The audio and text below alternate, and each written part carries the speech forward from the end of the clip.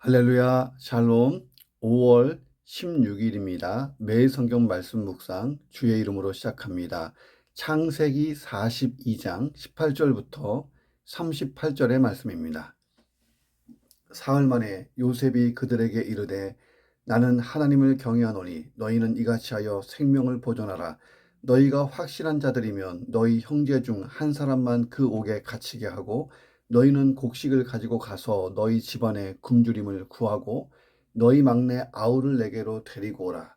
그러면 너희 말이 진실함이 되고 너희가 죽지 아니하리라 하니 그들이 그대로 하니라. 그들이 서로 말하되 우리가 아우의 일로 말미암아 범죄하였도다. 그가 우리에게 애걸할 때에 그 마음에 괴로움을 보고도 듣지 아니하였으므로 이 괴로움이 우리에게 임하도다. 누벤이 그들에게 대답하여 이르되 내가 너희에게 그 아이에 대하여 죄를 짓지 말라 하지 아니하였더냐. 그래도 너희가 듣지 아니하였느니라. 그러므로 그의 핏값을 치르게 되었도다 하니 그들 사이에 통역을 세웠으므로 그들은 요셉이 듣는 줄을 알지 못하였더라. 요셉이 그들을 떠나가서 울고 다시 돌아와서 그들과 말하다가 그들 중에서 시므온을 끌어내어 그들의 눈앞에서 결박하고 명하여 곡물을 그 그릇에 채우게 하고 각 사람의 돈은 그의 자루에 도로 놓게 하고 또 길 양식을 그들에게 주게 하니 그대로 행하였더라. 그들이 곡식을 나귀에 싣고 그곳을 떠났더니 한 사람이 여관에서 나귀에게 먹이를 주려고 자루를 풀고 본즉 그 돈이 자루 아귀에 있는지라. 그가 그 형제에게 말하되 내 돈을 도로 넣었도다. 보라, 자루 속에 있도다. 이에 그들이 혼이 나서 떨며 서로 돌아보며 말하되 하나님이 어찌하여 이런 일을 우리에게 행하셨는가 하고 그들이 가나안 땅에 돌아와 그들의 아버지 야곱에게 이르러 그들이 당한 일을 자세히 알리어 아뢰되 그 땅의 주인인 그 사람이 엄하게 우리에게 말씀하고 우리를 그 땅에 대한 정탐꾼으로 여기기로 우리가 그에게 이르되 우리는 확실한 자들이요 정탐꾼이 아니니이다. 우리는 한 아버지의 아들 12형제로서 하나는 없어지고 막내는 오늘 우리 아버지와 함께 가나안 땅에 있나이다 하였더니 그 땅 주인인 그 사람이 우리에게 이르되 내가 이같이 하여 너희가 확실한 자들임을 알게 하리니 너희 형제 중에 하나를 내게 두고 양식을 가지고 가서 너희 집안에 굶주림을 구하고 너희 막내 아우를 내게로 데려오라. 그러면 너희가 정탐꾼이 아니요 확실한 자들임을 내가 알고 너희 형제를 너희에게 돌리리니 너희가 이 나라에서 무역하리라 하더이다 하고 각기 자루를 쏟고 본즉 각 사람의 돈뭉치가 그 자루 속에 있는지라. 그들과 그들의 아버지가 돈뭉치를 보고 다 두려워하더니 그들의 아버지 야곱이 그들에게 이르되 너희가 나에게 내 자식을 잃게 하도다. 요셉도 없어졌고 시므온도 없어졌거늘 베냐민을 또 빼앗아 가고자 하니 이는 다 나를 해롭게 함이로다. 누벤이 그의 아버지에게 말하여 이르되 내가 그를 아버지께로 데리고 오지 아니하거든 내 두 아들을 죽이소서. 그를 내 손에 맡기소서. 내가 그를 아버지께로 데리고 돌아오리이다. 야곱이 이르되 내 아들은 너희와 함께 내려가지 못하리니 그의 형은 죽고 그만 남았음이라. 만일 너희가 가는 길에서 재난이 그에게 미치면 너희가 내 흰머리로 슬퍼하며 수월에 내려가게 하림이 되리라. 아멘. 하나님의 뜻과 섭리에 뛰어난 통찰력을 가지고 있었던 요셉이 형들이 곡식을 사기 위해 애굽에 내려오자 이 기회를 야곱 가족의 애굽 이주 기회로 삼기 위한 준비 작업으로 삼았습니다. 형들을 시험함으로써 그들이 지난날의 가오에 대해서 진정으로 회개할 수 있는 기회를 주고 또 동시에 그로 인해서 형제 간의 진정한 재회를 이루고 야곱 가족을 애굽으로 이주시키려는 하나님의 섭리에도 부응하고자 하는 큰 그림을 요셉이 그렸던 거예요. 요셉이 얼마나 총명하고 명철하고 신실하고 또 하나님이 주신 지혜가 있는지를 모르죠. 예, 대단합니다. 자, 야곱의 아들들은 식량을 구입하기 위해서 1차 애굽 여행에 갔다가 돌아왔습니다. 그리고 그간의 일들을 아버지에게 보고해요. 아들들의 보고를 듣고 야곱이 고통스러워합니다. 시므온은 애굽에 결박됐지요. 이제 베냐민을 포함해서 2차 애굽 여행을 준비하게 되기 때문입니다. 자, 이런 일은 야곱이 과거 형과 아버지를 속였던 죄에 대해서 받은 또 하나의 대가였어요. 죄에 대한 보응이기도 한데 동시에 하나님이 이 일들을 통해서 여전히 야곱을 변화시키고 성화시키고 있어요. 야곱의 나이가 이제 거의 노인, 이제 뭐 한참 노인이잖아요. 그럼에도 불구하고 하나님이 계속해서 야곱을 성화시켜가는 장면을 봅니다. 끝까지 연단하고 계시고. 그러니까 우리의 성화와 우리의 연단은 죽을 때까지 안 끝나는 거예요. 그리고 우리가 예수님 닮아가고 더 닮아가고 그리고 천국으로 가는 것입니다. 한편 베냐민을 위해서 루벤이 생명을 내걸고 맹세까지 하죠. 자, 이제 야곱의 아들들이 목의 혈통 의식에서 벗어나 비로소 우리가 형제다, 형제 의식을 갖기 시작했음을 보여줍니다. 자, 어머니가 누구냐를 떠나서 베냐민이 루벤이 내가 베냐민을 책임지겠습니다. 내 두 아들을 걸고 맹세합니다. 막 이렇게 나오잖아요. 자, 이제 야곱 가족의 애굽 이주를 통한 이스라엘 12지파 연합공동체의 탄생이 목전에 이르렀다. 형제들이 이제 하나가 되고 우리 의식, 한몸 의식을 갖기 시작했다는 거예요. 자, 이런 내용 가지고 이 본문을 묵상합니다. 첫 번째, 위기 속에서 남을 원망하기에 앞서서 나의 상태를 볼 수 있어야 한다는 거예요. 그런 영성이 있어야 돼요. 위기가 오면 남을 원망하기에 앞서서 나의 상태를 먼저 볼 수 있는 것. 자, 요셉의 형들은 정탐이 아니라는 것을 증명하기 위해서 형제들 중에 한 사람을 볼모로 애굽에 남아있게 하고 베냐민을 데려와야 하는 참 곤욕스러운 이 상황에 놓였습니다. 자, 그런데 그런 상황이 그들의 죄를 생각나게 하고 뉘우치게 하는 통로가 되고 있죠. 21절에 보니까 그들이 서로 막 이야기하는 거예요. 우리가 아우의 일로 말미암아 범죄하였도다. 그가 우리에게 애걸할 때에 그 마음의 괴로움을 보고도 듣지 아니하였으므로 이 괴로움이 지금 우리에게 임하고 있다. 우리가 지금 벌 받고 있는 거야. 이렇게 얘기하는 거죠. 자, 하나님은 자기 백성들의 죄악을 깨닫게 하실 목적으로 고난을 주실 때가 있어요. 신명기 8장 5절에 보면 너는 사람이 그 아들을 징계한과 같이 내 하나님 여호와께서 너를 징계하시는 줄 마음에 생각해라. 자, 여기에서 하나님의 사랑이 철저히 밑바탕되어 있다는 거예요. 하나님이 사랑하시기 때문에 징계하는 거예요. 왜냐하면 바뀌어야 축복을 받을 수 있고 그 축복을 누릴 수 있는 그런 신앙인이 되니까요.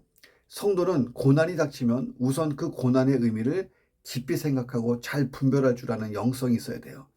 그 고난이 나의 죄와 잘못 때문으로 온 것이라는 것이 확실하면 그 모든 죄악에서 속히 돌이켜서 회개하면 되는 것입니다. 자, 하나님은 그 고난을 통해서라도 우리의 죄를 깨닫게 하실 만큼 우리를 깊이 사랑하시기 때문에 그런 거예요. 아, 이거 내 죄 때문이구나. 그럼 속히 돌아서는 것입니다. 22절을 보면 루벤이 현재 이 위기를 형제들의 잘못으로 돌리는 것을 봐요. 내가 너희에게 그 아이에 대하여 죄짓지 말라고 그때 말하지 않았냐? 그래도 너희가 듣지 않았어. 그래서 그 핏값을 우리가 지금 치르고 있는 거야. 예. 자, 루벤의 말은 사실이에요. 형제들이 요셉을 죽이려 할 때에 요셉을 구하기 위한 임시방편으로 일단 요셉을 구덩이에 던지자고 제안했잖아요. 예. 자, 그러나 그것이 요셉이 애굽으로 팔려간 일에 대한 책임을 면하게 하지는 않았습니다. 형제들의 악행을 더 적극적으로 만류하지 못한 그런 잘못도 누벤에게 있는 것이죠. 자, 지금 누벤이 형제들을 탓할 때가 아니고 그때 좀 더 적극적으로 정말 형제들과 싸워가면서까지 그 일을 성공시키지 못한, 요셉을 지키지 못한 것에 대하여 뉘우칠 수 있어야 되는데 거꾸로 지금 형제들을 원망하는 것을 보죠. 자, 어리석은 사람은요, 어려운 일이 닥치면 자신의 책임을 회피합니다. 다른 사람의 탓을 해요. 남 탓. 자, 그런데 지혜로운 사람은 특별히 자기가 잘못을 안 했어도 먼저 자신의 잘못을 돌아보고 인정할 것을 인정한다는 거예요. 자, 우리 사회의 큰 문제가 뭐예요? 문제는 막 일어나고 있는데 이 문제에 대하여 누구도 내가 잘못했습니다. 이거 나 때문인 것 같습니다. 라고 책임지는 사람이 없어요. 책임을 지는 사람이 없고 남에게 책임을 떠넘겨요. 심지어는 없는 죄도 만들어서 뒤집어 씌우는 그런 일까지 벌어지잖아요. 자, 그러나 내가 성도라면 나부터 달리 살아야 이 사회가 변화되지 않겠습니까? 예, 우리가 정직하게 나를 먼저 돌아보고 국가와 민족이 흔들리면 이것이 혹시 내가 기도하지 않은 것 아닌가? 내가 정결하게 살지 않아서 그러는 건 아닌가? 나부터 점검할 수 있는 그런 신실한 그리스도인. 그러면 나를 통하여 세상이 서서히 바뀌어갈 것입니다. 자, 나를 변화시키고 나를 점검할 수 있는 어떤 상황 속에서도 특별히 고난이 올 때 그렇게 할 수 있기를 주의 이름으로 축원합니다. 두 번째, 경건한 언어 생활에 항상 힘쓰고 말 조심해야 돼요. 자, 재미있는 일이 벌어지잖아요. 형들은 자신들의 말을 요셉이 알아듣지 못할 거라고 생각했어요. 당연하죠. 요셉이 애굽 총리라고 생각했으니까요. 근데 요셉은 히브리 사람이에요. 형들하고 똑같은 언어를 쓰잖아요. 자, 요셉 앞에서 과거에 요셉에게 행한 자기들의 행위를 후회하는 말을 주고받았습니다. 자, 그때 통역을 세워서 요셉과 대화를 했기 때문에 요셉이 자기 말을 못 알아듣는다고 생각한 거죠. 그들은 애굽 총리가 우리 말을 못 알아들을 거다 이렇게 생각했어요. 자, 그러나 요셉은 그들의 대화를 다 알아듣고 마음이 울컥울컥했죠. 요셉의 형들의 대화 속에서 자신에 대한 일로 인하여 그들이 죄책감을 느끼고 있고 매우 두려워하고 있다는 것을 요셉이 확인했습니다. 자, 그리고 요셉이 잠시 피해서 막 울다가 들어와요. 자, 이런 형들의 어떤 이야기를 들으면서 요셉이 저분들 용서해야 하지 않은 이런 요셉의 용서에 어느 정도 영향을 주기 시작합니다. 여기까지는 문제가 없었어요. 자, 그런데 우리가 하나 더 생각해 볼 게 있어요. 자, 우리말 속담에 반말은 쥐가 듣고 낱말은 새가 듣는다 이런 말이 있잖아요. 사람이 비밀스럽게 말해도 모두에게 알려진다라는 뜻이에요. 자, 그런데 성경은 하나님께서 귀를 기으신 자로서 모든 사람의 말을 다 듣고 계시다라고 증거합니다. 시편 94편 9절에 귀를 지으신 이가 듣지 아니하시랴, 눈을 만드신 이가 보지 아니하시라. 자, 성경에 이런 말도 있는 거예요. 귀를 지으신 하나님이 못 듣겠니? 너의 눈을 만드신 하나님이 너를 못 보겠니? 예. 그러므로 우리는 한마디를 해도 내가 지금 하나님 앞에서 하고 있다, 이런 인식을 하고 조심해야 돼요. 형제들이 막 얘기했지만 요셉은 알고 있었잖아요. 우리가 어떤 말을 해도 하나님은 다 듣고 계세요. 말을 하지 말라는 것이 아니라 경건한 언어 생활에 힘을 쓰라는 것입니다. 자, 하루를 기준으로 봤을 때 나의 언어가 경건하냐, 경건하지 않느냐, 50대 50이냐, 몇 퍼센트 대 몇 퍼센트냐 생각해 보세요. 야고보 사도가 말에 실수가 없는 사람이야말로 온전한 사람, 경건하고 진실한 신앙인이라는 거예요. 우리가 하나님 앞에 서 있다, 내가 하나님 앞에서 산다, 코람데오, 이 신전 의식을 가지고 언어, 특별히 말 조심하는 하루가 되기를 주의 이름으로 축원합니다. 세 번째, 하나님의 섭리에 대해서 무지하면, 잘 모르고 깨닫지 못하면 두려움만 남는다. 두려움만 가지고 온다는 거예요. 가슴 뭉클한 장면이 나와요. 24절에 요셉이 그들을 떠나가서 울고, 자, 두려워하는 형들의 모습을 보니까 측은한 생각까지 드는 거예요. 예. 요셉의 울음을 용서의 울음으로 만들었습니다. 자, 용서의 울음이 되었어요. 자, 사람들은 일반적으로 원수가 고통당할 때 어때요? 쾌감을 느끼죠. 예. 쾌감을 느끼는 속성이 있습니다. 자, 그런데 원수가 자신에게 범죄한 일 때문에 두려움에 떨고 있다면 이것보다 더 통쾌한 일이 어디 있어요? 형들이 요셉을 팔 때 생각해봐요. 요셉이 그때 얼마나 진짜 이 지금 형들이 두려워하는 건 아무것도 아니죠. 예. 예. 요셉이 복수의 칼을 갈고 있었다면 형들이 그런 모습을 막 보였을 때에 뒤돌아서서 회심의 미소를 지었을 거예요. 자, 그런데 요셉은 그렇지 않았죠. 어떻게 했습니까? 울었어요. 형들을 불쌍히 여기고 치근히 여겼죠. 자, 요셉은 차마 아버지와 형제들과 온 가족들의 양식값을 받을 수가 없는 거예요. 자, 그래서 곡식을 가득 채운 그 자루 안에다가 형제들이 가지고 온 돈을 그냥 도로 집어 넣어줬습니다. 형들은 이 사실을 전혀 몰랐죠. 또 길 가는 중에 먹을 양식을 덤으로 줬어요. 예, 예, 예. 도시락을 챙겨준 거죠. 예, 햇반을 챙겨줬는지 어쨌든 이것은 요셉이 베푸는 풍성한 은혜였어요. 자, 그러나 요셉은 여전히 형들을 시험하고 있습니다. 자, 그래서 형들 중에서 시므온을 끌어내서 그들 눈앞에서 딱 무섭게 결박했어요. 아마도 이 시므온을 끌어낸 것은 시므온이 요셉이 애굽에 팔려갈 때 가장 적극적으로 악을 행하지 않았나 이렇게 추정이 됩니다. 형들은 베냐민을 데려와서 그들의 정탐꾼이 아님을 스스로 증명해야 됐어요. 그렇지 않으면 모든 것이 위기 상황으로 가는 것입니다. 27절이에요. 한 사람이 영안에서 나귀에게 먹이를 주려고 자루를 풀어봤는데 돈이 그 자루 아귀에 딱 있는 거예요. 경악했어요.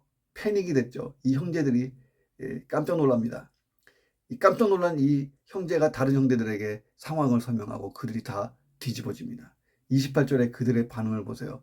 이에 그들이 혼이 나서 서로 떨며 서로 돌아보며 말하되 하나님이 어찌하여 이런 일을 우리에게 행하셨는가. 자, 자기들에게 미칠 화를 생각하니 눈앞이 캄캄해져요. 애굽 군대가 막 금방 쫓아올 수도 있잖아요. 그들은 애굽 총리가 자기들을 모두 죽이려고 죽일 목적을 가지고 이 일을 꾸몄다라고 생각했어요.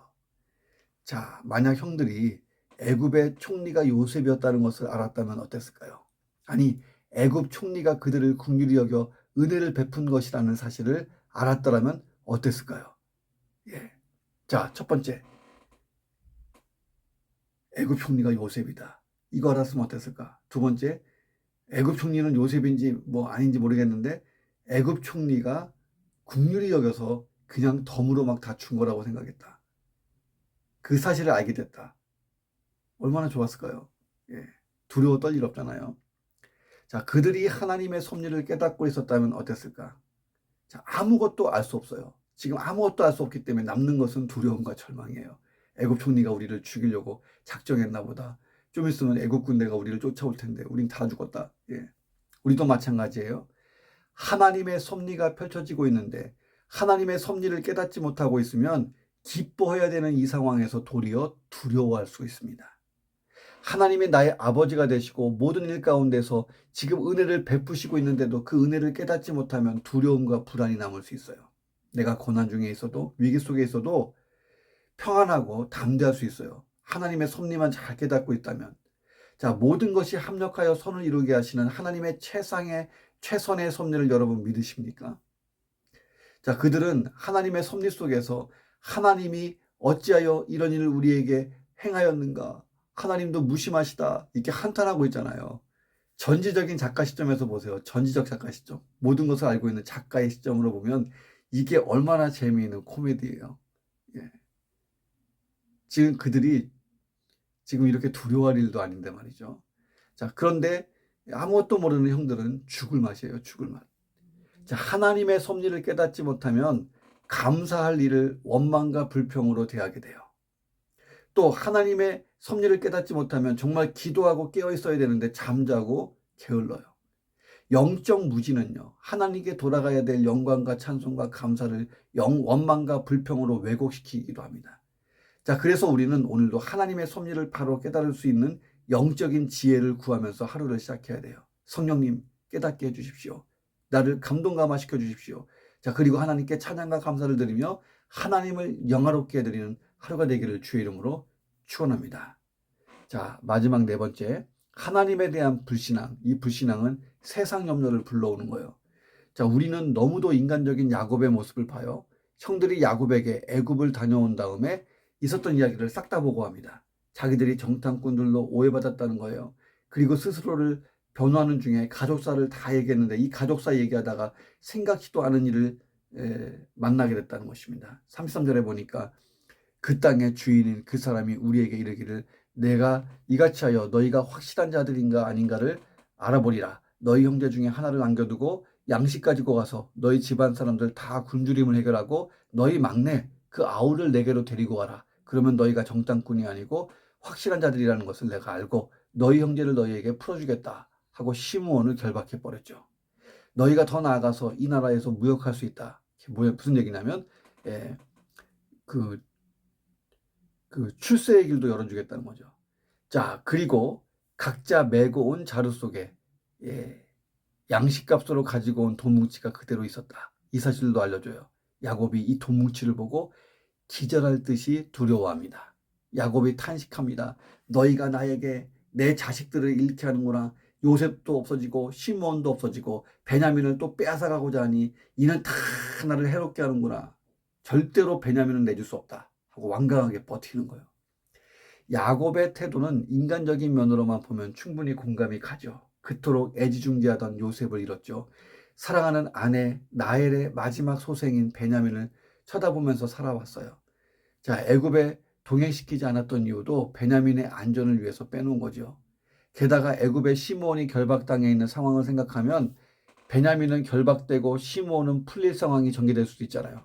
베냐민이 갔는데 베냐민을 잡아놓고 시몬은 풀어주고, 이 베냐민의 안전에 대한 야곱은 별의별 생각을 다 했을 거예요. 맨날 며칠 잠 못 잤을 겁니다. 자, 그렇게 망설이는 아버지 앞에 루벤이 나서죠. 예, 내가 그를 아버지께로 데리고 오겠습니다. 그렇지 않으면 내 두 아들을 그냥 담보로, 아버지 마음대로 하세요. 그를 내 손에 맡기세요. 내가 베냐민 반드시 아버지께로 데리고 돌아올게요. 자, 그러나 야곱은 내 아들은 너희와 함께 내려가지 못하리니 그의 형 요셉은 죽었고 지금 베냐민만 남았는데 너희가 가는 길에 재난이 닥치면 너희가 내 흰머리를 슬퍼하며 스올로 내려가게 함이 아니냐. 완강히 버팁니다. 자, 하나님의 섭리와 보호를 완전히 신뢰하지 못하는 야곱의 이 불신앙을 봐요. 창세기 35장 9절부터 12절 보세요. 야곱은 하나님으로부터 언약을 받았어요. 하나님이 나를 택했다고 하는 것을 분명히 깨달아 알았습니다. 그러면 야곱은 하나님이 그와 그의 가족의 앞길도 인도하시고 보호해 주신다는 것을 확신하고 살아야죠. 자, 하나님이 야곱을 통해서 그 후손들을 통해서 거대한 민족을 만드신다 그랬잖아요. 그런데 지금 뭐 아들이 하나 없어지고 어쩌고 이게 문제가 아니고 다 그냥 하나님께 맡겼어야 되잖아요.